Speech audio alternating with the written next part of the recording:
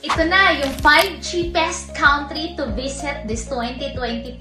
First, Thailand. Imagine niyo yung Thailand for amount na 5 to 7,000 you stay already in a 4-star, 5-star hotel.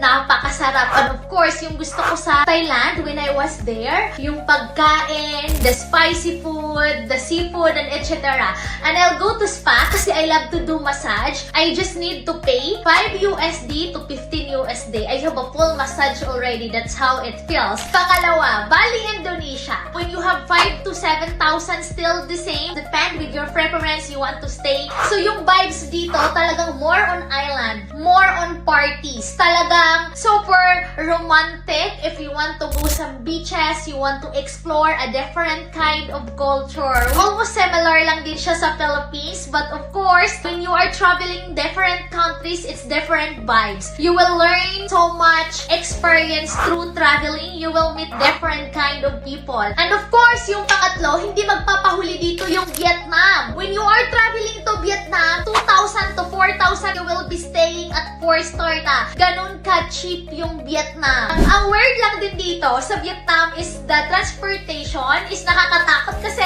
yung mga motor nila talagang hindi marunong huminto. Talagang tuloy-tuloy siya. But it's so fun. It's so fun when you are starting exploring in this destination from different countries. Yung pang-apat natin, Mexico. So I love so much in Mexico. Bakit? Kasi Mexico is also colonized by Spanish. Same with the Philippines. So there are some words, there are some attitude, there are some food that almost similar with Philippines, which I really love. You want to explore more on Mexico, some churches, some cities, some parties. It depends with your vibes. Panglima, of course, Hong Kong. So you must travel Hong Kong. Of course, nandito yung Disneyland. Sobrang mura lang. Between 5 to 8,000, you will stay at 4-star hotel already. But in case naman you are into budget, you can join a group tour which is more cheaper. A group of 15 to 30 people. And aside on that, the most exciting part, this destination, it's good to travel solo kung gusto niyong mag-move on. And if you are on budget naman, Saralia Travel and Tours is offering for group tour at the same time,